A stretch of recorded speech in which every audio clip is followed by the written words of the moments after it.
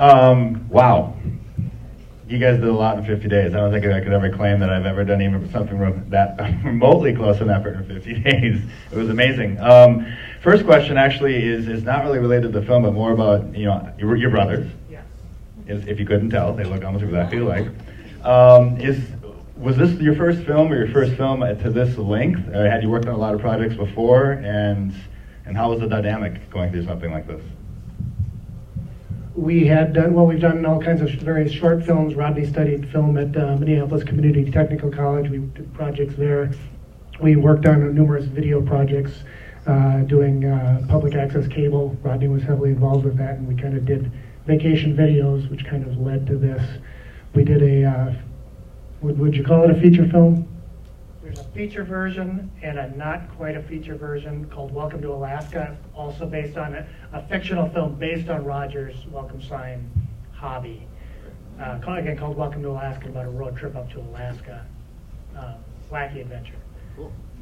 So it's pretty safe to say this was by far the biggest project you two had worked on in a collaboration. So how much planning went in to execute this? From the first days, one of you must have said, you know what, we did Welcome to Alaska, we should do some Welcome to 50 States. I mean, talk about where it started and how long you actually talked about doing it, or how much planning went into doing something like this, because I would have to imagine it was pretty immense. Well, 2005, I believe it was, I was working as a tour guide with Trek America. And while I was on one of those trips, I decided, hey, I want to do something or other, and I had to convince Rodney to go along and do this as a documentary. He wanted to do, he's on my case. We got to do something, we got to do something, we got to do something. Convinced him to do this, and initially, again, it was just going to be this little 2 states, 2 days, let's see if anybody likes it. Turns out we liked it enough that we wanted to go ahead with it, and so for a year before we actually did the trip, I just went through and did the trip plan and figured it out. Got as much input from Haley as I could and what she wanted to see him do. And of course, she's a busy actress, and so you get whatever input you can. And Rodney handled more of the technical side of it, and actually I'll have him answer more about that aspect of it, the figuring out what camera he wanted to buy and that kind of thing. I bought a lot of toys, and that's in the movie. I bought my HD video camera. I bought a Mac Pro tower computer, all this Mac software. We bolted the computer in between the 2 front seats, so that at night I could put the footage into the computer every night. At the time, we're being videotaped right now with the same camera we used on this trip. He's got 64 gigabyte memory cards, which means you can do 64 minutes of footage on one memory card. At the time, my camera, I had 4 gigabyte memory cards. So you could do 4 minutes before you had to change the card out. Technology's come a long way. Anyway, so I was more the technical side, just figuring out how are we going to achieve that side of it. Absolutely. And you mentioned Haley did a great job, right? Wouldn't you agree? As well as both these guys. How did you find Haley? How did that happen? I mean, did you guys know before? Did you hold a casting? Was it both? We're the luckiest filmmakers in the world. We did hold a casting call, put the ad on the Minnesota Film Board website. Again, just to do that short 2 states, 2 days, because you have no idea who you're going to find and how is it going to work.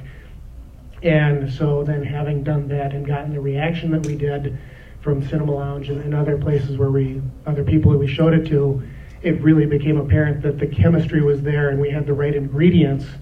The only thing that we were missing was the money, and so we figured out how were we going to do this by ourselves and get it done. And so that's a great question, because it doesn't always take money to make a film, but when you have hard expenses like cameras and equipment and gas, lots of gas, how did you fund it? Was it credit cards, friends, family, grants, everything that I'm saying? Yeah. Credit cards, second job. I worked basically 7 days a week for 2 straight years.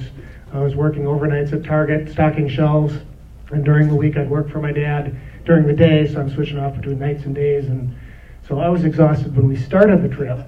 But then Rodney working his tail off too, and then whatever credit card stuff we could come up with, we're still paying it off. So, but we've gotten a good response, so that bodes well. Absolutely. I think you guys did a great job. Editing question, and after this I'm going to turn it over to the great folks out there. So obviously, and you mentioned sort of swapping out those cartridges, media management must have just been HELL, but how many hours of footage did you roll? Or, you know, and this is more, you know, when you do a documentary, you usually roll, I guess, 90% more than what you need, so you can get that 10% to work. But maybe in this case, it was even more. How many hours did you roll, and how many more movies could you make out of the same shoot? Which is probably a few more.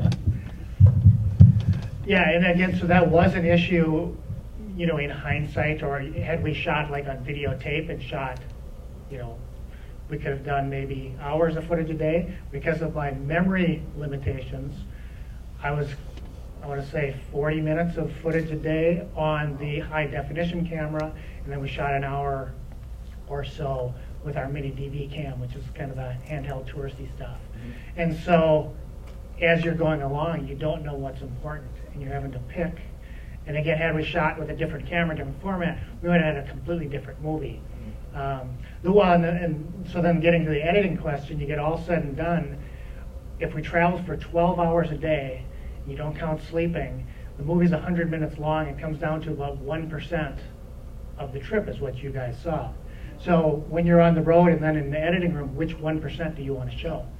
I think we showed more of the fun stuff, and there's still the breaking down bit, because you want to have, at least from my standpoint, fun memories. One of the things Roger said when he was planning it and pitching it to me was, when the audience gets done watching it, they should say to themselves, when's my next vacation and where do I want to go?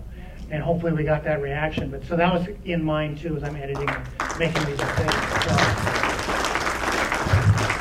So I would assume in the DVD, the special features section is probably longer than the film? It can be, yes.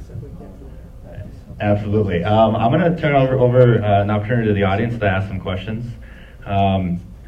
You can raise your hand, just like that young lady is right there, and then I'm going to go to this young lady down there. Hello, nice to meet you. Besides state, welcome to the state, what other stuff do you do? When you're not working 2 jobs and traveling around the country, what else do you do?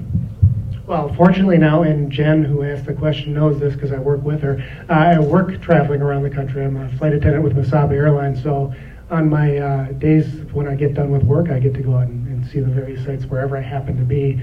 But, well, we kind of go through the list of things at the beginning, all kinds of historic sites and national parks. Last summer I visited my 50th state capital up in Alaska. So there's always new things to do. This summer I went to London, England, the first time I went overseas, so there's a whole world of possibilities there for me to explore. Excellent. I work. I work at the IMAX theater at the Minnesota Zoo, and it's tied in with film, and so it's a kind of a person. Roger working for Misabi Airlines and traveling, it's a perfect fit. I'm working at a movie theater, getting to watch and work with movies. That's kind of a perfect fit. And then on the off time, Roger lets me go on trips sometimes, and then making the movie stuff and planning the next thing and whatever that's going to be. I'm still working on this one. Excellent. Well, it's good to see that you're doing what you love, and that you practice what you preach, which is do what you love. You had a question? I did have a question. It's a bit of a technical question, but I'm wondering if did you have just like a wealth of memory cards, or did you have like an external hard drive that you would upload everything to, or how did you manage all of that footage?